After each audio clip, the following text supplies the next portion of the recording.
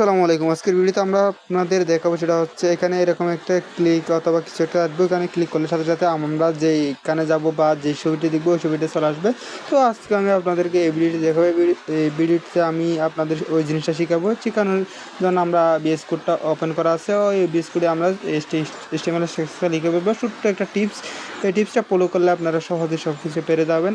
এইখানে যখন আমাদের HTML টেক্সটটা লেখা শেষ, তাহলে এরপরে আমরা আমাদের মূল কার্যক্রমে চলে যেতে পারি। মূল কার্যক্রমে চলে যাওয়ার আগে একটু আপনাদেরকে ওই দুটি লাইনে আবারও একটু মনে করা যে ওই দুটি লাইন আপনাদের প্রয়োজন সাপেক্ষে ব্যবহার করবেন। সেই সাথে আমি অ্যাটাকটা নিয়ে নিলাম। অ্যাটাকের মধ্যে যেখানে HRP আছে ওই HRPর মধ্যে আমরা যে ইমেজটা শো করাবো, মানে ক্লিক করার পর ওই ইমেজটা হচ্ছে দিব। তারপরে মানে ইমেজটা দিয়ে দিলাম। দিয়ে দেওয়ার পরে এখন আমি এখান থেকে ব্রাউজার লগ ইন করলাম, কিন্তু শো করলো না কেন?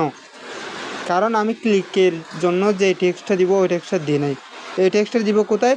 অ্যাটেকের মধ্যখানে যে শুরুশেষ ট্যাগ আছে ওই শুরুশেষ ট্যাগের মধ্যখানে দিব। আমি এখানে দিব click here, click click here here. এরপর রিলোড দিব। রিলোড দেওয়ার পর দেখবেন না আমাদের আউটপুটটা কীরকম দেখায়।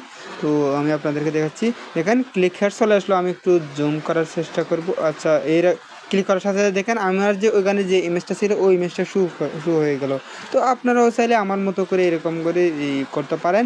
তো আমি জুম করে আবারও দেখিয়ে দিলাম মানে জিনিসটাকে এরকমভাবে করা যায়। তো আপনারা পরবর্তী ভিডিওতে আপনাদের অন্য কিছু একটা রহস্যজনক শেখাবো, ওইটা দেখতে আমাদের চ্যানেলটি সাবস্ক্রাইব করে আমাদের সাথে থাকুন। ধন্যবাদ সবাইকে।